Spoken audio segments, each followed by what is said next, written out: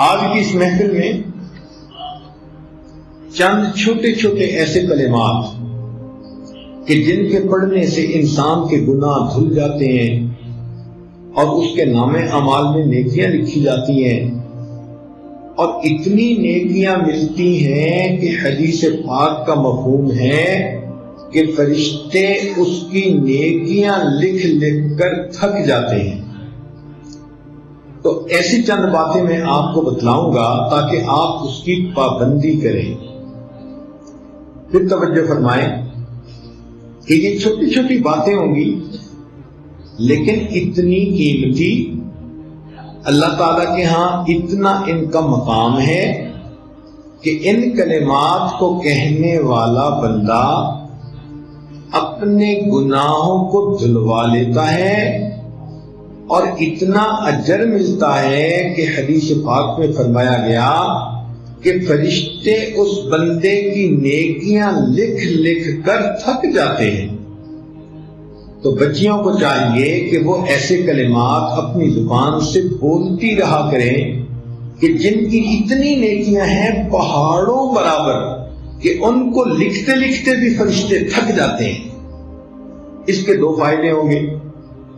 ایک تو قیامت کے دن آپ کے پاس نیکیوں کا ذخیرہ بہت ہوگا، اور دوسری بات یہ ہوگی کہ ان نیکیوں کے کرنے کی وجہ سے آپ کے جو پہلے گناہ ہو چکے ان کی ظلمت دھل جائے گی۔ تو دو فائدے ہو جائیں گے، پہلے گناہوں کی ظلمت ختم، اور دوسرا نامے اعمال کے اندر نیکیوں کا ذخیرہ زیادہ۔ تو دیکھو یہ کتنی مزے کی بات ہے۔ تو اس کی ہوتی ہے عادت بنانے کی بات۔ اگر آپ ان کلمات کو پڑھنا عادت بنا لیں تو روز مرہ آپ کو نیکیاں ملتی جائیں گی۔ ہر دن آپ کے نام اعمال میں نیکیاں لکھی جائیں گی۔ ان میں سے ایک پہلا عمل ہے استغفر اللہ پڑھنا۔ جب ہم استغفر اللہ پڑھتے ہیں تو اس کا مطلب یہ ہوتا ہے کہ اے اللہ، میں اپنے گناہوں پہ نادم اور شرمندہ ہوں، آپ میرے ان گناہوں کو معاف فرما دیجیے۔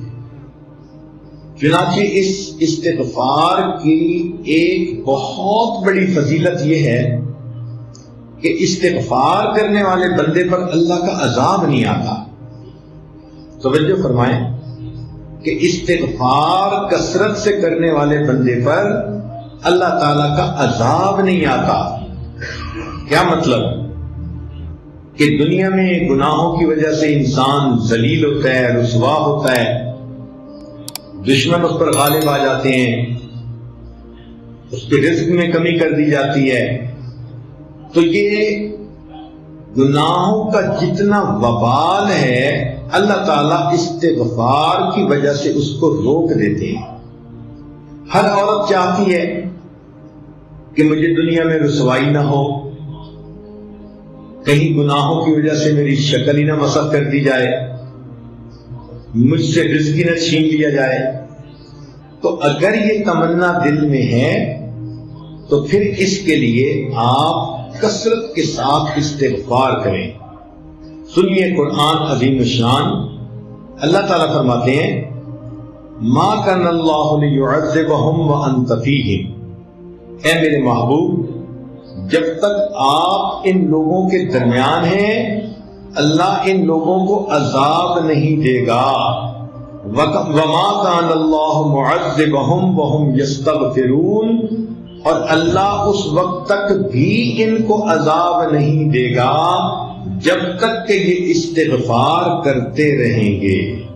اس کا مطلب یہ کہ نبی علیہ السلام کی موجودگی میں جو برکتیں تھیں کہ اللہ کا عذاب ٹل گیا تھا، استغفار کے پڑھنے سے بھی وہی برکتیں ظاہر ہوتی ہیں، اللہ تعالیٰ اپنے عذاب کو ٹال دیتے ہیں۔ چنانچہ مکہ مکرمہ کے جو لوگ تھے وہ نبی علیہ السلام سے کہتے تھے کہ اگر ہم آپ کا انکار کرتے ہیں تو ہمارے اوپر عذاب کیوں نہیں آتا؟ اور ان کے اوپر عذاب کوئی نہ آیا. تو یہاں پر مفسرین نے تفصیل لکھی. وہ فرماتے ہیں کہ مکہ والوں پر عذاب اس لیے نہ آیا کہ اللہ تعالیٰ کے نبی علیہ السلام وہاں موجود تھے. سوال پیدا ہوتا ہے کہ جب نبی علیہ السلام نے ہجرت فرما لی تو اس وقت عذاب آ جاتا.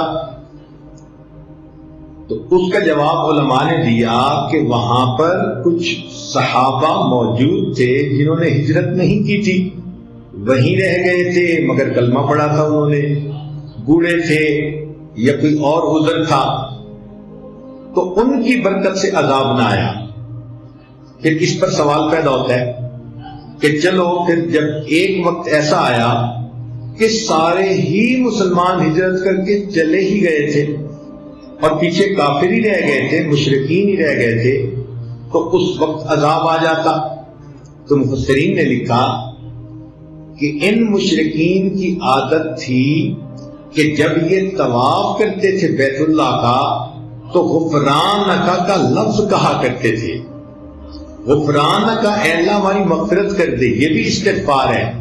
تو مشرکوں کے اس لفظ کے کہنے کی وجہ سے اللہ نے ان کو بھی عذاب سے بچائے رکھا. تو اگر مشرک یہ لفظ کہہ دے اللہ اس کو عذاب سے بچا دیتے ہیں، تو اگر مومن کہے گا تو پھر اللہ تعالیٰ کتنے مہربان ہوں گے.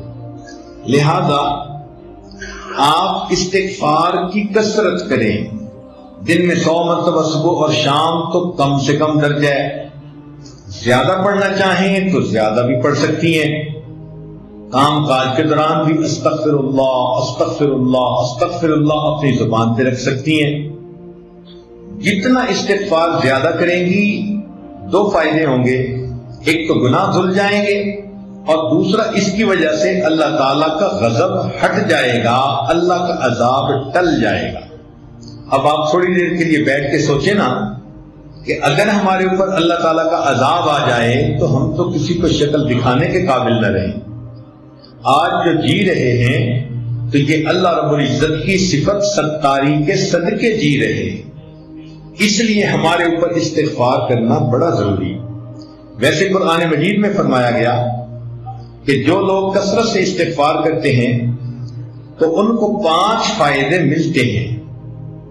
ایک فائدہ تو یہ انہ کان غفارا، کہ ان بندوں کے جو استغفار کرتے ہیں ان کی مغفرت کر دی جاتی ہے.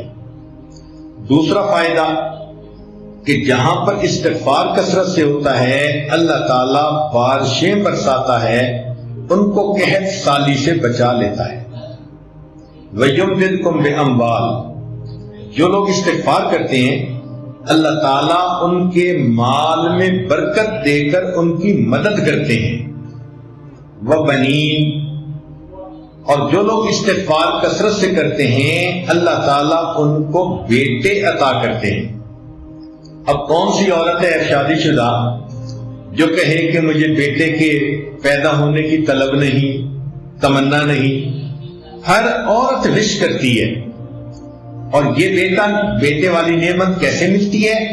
قرآن پاک کی آیت کا مفہوم کہ استغفار زیادہ کریں گی تو اللہ رب العزت بیٹے کے ساتھ بندے کی مدد فرمائیں گے. جنات، اللہ تعالیٰ باغ عطا فرمائیں گے. وَيَجْعَلْ لَكُمْ أَنْهَارًا، اور اللہ تعالیٰ زمین سے پانی کے چشمے جاری فرمائیں گے. اس لیے ہمیں چاہیے کہ ہم کثرت سے استغفار کریں. استغفار ہر بندے کو کرنا چاہیے، چاہے نیک ہے چاہے بد ہے. اس لیے کہ اگر کافر ہے تو کفر سے توبہ استغفار کرے، اگر عام مسلمان ہے تو اپنے گناہوں سے توبہ استغفار کرے، اگر گناہوں میں ملوث نہیں ہوتا، نیک بندہ ہے، تو اس کے دل میں بھی جو غفلت آ جاتی ہے اس سے استغفار کرے. اور اگر کوئی کہے کہ میرا دل غافل بھی نہیں ہوتا، تو ایسے بندے کے دل و دماغ میں بھی شیطان وسوسے تو ڈالتا ہے، ان وساوس شیطانی پہ استغفار کرے. اور اگر کوئی کہے کہ مجھے تو شیطان وسوسے بھی نہیں ڈالتا، تو وہ بھی اپنے اخلاص کی کمی کے اوپر استغفار کرے کہ جتنے خلوص سے ہمیں زندگی گزارنی چاہیے تھی ہم نہیں گزار پا رہے۔ تو استغفار کے کرنے سے انسان اللہ تعالیٰ کے عذاب سے امن میں آ جاتا ہے، بچ جاتا ہے، گناہ دھل جاتے ہیں، اور اللہ تعالیٰ اس کی مدد فرماتے ہیں، رزق میں برکت سے، بیٹوں میں برکت عطا فرما کے، اور اس کے اللہ تعالیٰ دنیا کے ان مسائل کو حل فرما دیتے ہیں۔ آپ استغفار کی کثرت کریں گی تو آپ کو کسی عامل سے کوئی عمل پوچھنے کی ضرورت ہی نہیں رہے گی۔ کاروبار کی پریشانی استغفار سے ختم، کیونکہ اللہ تعالیٰ جو فرماتے ہیں کہ مال کے ذریعے سے مدد کروں گا۔ اگر اولاد کی پریشانی ہے تو وہ استغفار سے ختم، کیونکہ اللہ تعالیٰ فرماتے ہیں کہ میں بیٹے دے کر ان کی مدد کروں گا۔ اگر کسی کا کام نہیں چلتا تو جیسے اللہ فرماتے ہیں کہ میں باغوں سے پھل عطا کروں گا، اللہ تعالیٰ ان کو دکان سے بھی پھل عطا فرمائیں گے، کاروبار اچھا چلے گا۔ تو ایک استغفار کی کثرت سے ہماری زندگی کے کتنے مسئلے حل ہو جاتے ہیں۔ دوسرا کام یہ کہ انسان کی زندگی میں کبھی خوشی ہوتی ہے، کبھی غمی ہوتی ہے، کبھی کام مرضی کے مطابق ہوتے ہیں اور کبھی کام مرضی کے خلاف ہوتے ہیں۔ تو اگر تو کام مرضی کے مطابق ہوں تو ہمیں اللہ کا شکر ادا کرنا چاہیے، اور اللہ تعالیٰ کا شکر ادا کرنے کا آسان طریقہ یہ ہے کہ زبان سے الحمدللہ کہیں۔ ہمیں چاہیے کہ ہر نعمت پر ہم اللہ کا شکر ادا کریں۔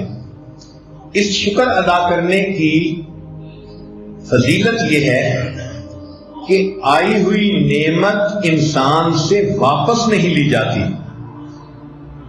لَإِن شَكَرْتُمْ لَأَزِيدَنَّكُمْ، اللہ تعالیٰ فرماتے ہیں کہ اگر تم شکر ادا کرو گے ہم اپنی نعمتیں اور زیادہ عطا فرمائیں گے۔ اب مثال کے طور پر کتنے کام ہماری مرضی کے مطابق ہوتے ہیں، تو جب بھی کوئی کام مرضی کے مطابق ہو تو چپکے اپنے دل میں اللہ کا شکر ادا کر دو، اپنی زبان سے الحمدللہ پڑھ لو۔ جب آپ نے کسی کام پہ الحمدللہ پڑھ لیا تو گویا آپ نے اللہ تعالیٰ کا شکر ادا کر دیا۔ مثال کے طور پر اللہ تعالیٰ نے ہمیں ایمان عطا فرمایا، اس کا خیال آئے تو کہو الحمدللہ۔ اللہ تعالیٰ نے آپ کو صحت عطا فرمائی، بیماری کوئی نہیں، خیال سوچ میں آئے تو کہو الحمدللہ۔ اللہ تعالیٰ نے آپ کو عزت کی زندگی دی تو یہ خیال آئے تو کہو الحمدللہ۔ اللہ تعالیٰ نے آپ کو عزت کی روزی گھر بیٹھ کر عطا فرمائی، یہ خیال آئے تو کہو الحمدللہ۔ اللہ تعالیٰ نے آپ کو اولاد عطا فرمائی، بیٹے بھی دیے، بیٹیاں بھی دیں، جب ان پہ نظر پڑے تو کہو الحمدللہ۔ اللہ رب العزت نے آپ کو اپنا گھر دیا، سر چھپانے کا در دیا، جب اس کو دیکھیں تو کہو الحمدللہ۔ اگر کوئی آپ کی تعریف کرے، کوئی عورت آپ کو کہتی ہے آپ نے بڑا اچھا کیا، میں بہت خوش ہوں، تو اس تعریف پر کہو الحمدللہ۔ اگر آپ کے بچے بخیریت سکول سے واپس آ گئے، ان کو دیکھتے کہو الحمدللہ۔ اگر آپ کے بچے شوق ذوق کے ساتھ پڑھتے ہیں تو کہو الحمدللہ۔ اگر وقت پہ آپ نے کپڑے دھو لیے، تیار ہو گئے، کہو الحمدللہ۔ اگر آپ نے کھانا وقت پہ پکا لیا، کہو الحمدللہ۔ اگر آپ کے گھر مہمان آئے اور وہ خوش واپس گئے، کہو الحمدللہ۔ اگر آپ کو وقت پہ نماز پڑھنے کی توفیق مل گئی، کہیں الحمدللہ۔ آپ نے وقت پہ تلاوت پابندی کے ساتھ کر لی، اذکار مراقبہ پابندی کے ساتھ کر لیا، کہیں الحمدللہ۔ اگر آپ ایک دن بے پردگی سے بچ گئی پردے کا آپ نے خیال لحاظ رکھا تو کہو الحمدللہ، اگر آپ نے کسی دل میں کسی کا دل نہیں دکھایا تو کہو الحمدللہ۔ معلوم ہوا کہ جب بھی کوئی کام آپ کی مرضی ایکسپیکٹیشن کے مطابق ہوتا ہے، اس کام پر اگر آپ الحمدللہ کہہ لیں گی تو اللہ تعالیٰ کی شکر گزار بندیوں میں شامل ہو جائیں گے۔ جب آپ کا دل خوش ہو کسی بات پہ، سکون ہو، تو کہو الحمدللہ۔ آپ کا خامن گھر آیا اور مسکراتے چہرے کے ساتھ آیا، آپ کو دیکھ کے مسکرایا، کہو الحمدللہ۔ ناشتہ آپ نے ٹھیک وقت پہ خامن کو کروا دیا، کہو الحمدللہ۔ بچوں کو خوش کھیلتا دیکھا، کہو الحمدللہ۔ آپ کو کسی دن ساس نے تنگ نہیں کیا، کہو الحمدللہ۔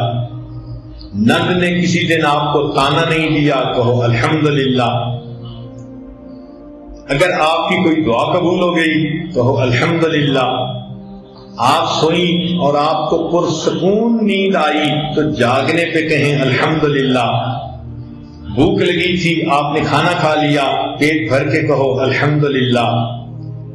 پیاس لگی تھی، ٹھنڈا پانی اللہ نے دیا، پی کر کہیں الحمدللہ۔ نرم بستر اللہ نے سونے کے لیے عطا فرمایا، بستر پر لیٹتے ہی کہیں الحمدللہ۔ تو اگر آپ غور کریں تو مجھے تو لگتا ہے کہ ہمیں ہر وقت ہی الحمدللہ کہنا چاہیے، حالانکہ ہماری عورتیں دن میں ایک دفعہ بھی نہیں کہتی ہوں گی الا ماشاء اللہ۔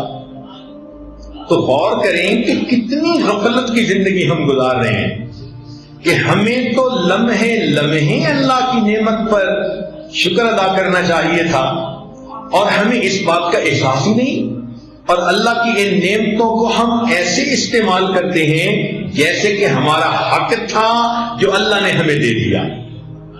حالانکہ جن کو یہ نعمتیں نہیں ملی ان سے جا کے پوچھو نا۔ اب جس بچی کا رشتہ نہیں آتا اس سے پوچھو کہ وہ دل میں کتنا دکھی ہوتی ہے۔ آپ کو اللہ نے اگر محبت کرنے والا خامن دیا تو کیوں زبان سے نہیں نکلتا الحمدللہ؟ الحمدللہ کا لفظ تو آپ ایک دن میں سینکڑوں دفعہ کہنے کی عادت ڈال لیں۔ بات بات میں الحمدللہ یہ ہوا، الحمدللہ یہ ہوا، بات کرتے ہوئے یہ کہیں۔ تو شکر ادا کرنے سے انسان کو ایک تو نعمتوں میں اضافہ نصیب ہو جاتا ہے، اور ایک دوسرا فائدہ یہ کہ شکر ادا کرنے سے اللہ کا عذاب ٹل جاتا ہے۔ جیسے استغفار سے عذاب ٹل جاتا ہے نا، شکر ادا کرنے سے بھی عذاب ٹل جاتا ہے۔ سنیے قرآن عظیم الشان، اللہ تعالیٰ ارشاد فرماتے ہیں ما یفعل اللہ بعذابکم ان شکرتم وآمنتم۔ اے میرے ایمان والے بندو، اگر تم ایمان لاؤ اور میرا شکر ادا کرو تو تمہیں عذاب دے کر اللہ کے ہاتھ کیا آئے گا؟ اللہ تعالیٰ تمہیں کیوں عذاب دے گا اگر تم ایمان لا کر اس کا شکر ادا کرو؟ تو معلوم ہوا کہ استغفار سے بھی عذاب ٹل جاتا ہے، اور شکر ادا کرنے سے بھی اللہ کا عذاب ٹل جاتا ہے۔ تو دیکھو یہ کتنے چھوٹے چھوٹی باتیں ہیں اور کتنا ان کا فائدہ ہے۔ اللہ اکبر کبیرہ۔ آپ یوں سمجھیے کہ میں آپ کو آج کچھ ہیرے اور موتی تحفے میں دے رہا ہوں۔ یہ الحمدللہ کا لفظ اتنا اچھا لفظ ہے کہ جنتی جنت میں صرف اتنا کہیں گے وقال الحمدللہ رب العالمین۔ جنتی بھی جنت میں ہر وقت اللہ کی جو ہے تعریف کریں گے، الحمد کہا کریں گے۔ آپ وہ جنتیوں والا کام دنیا میں کر لیں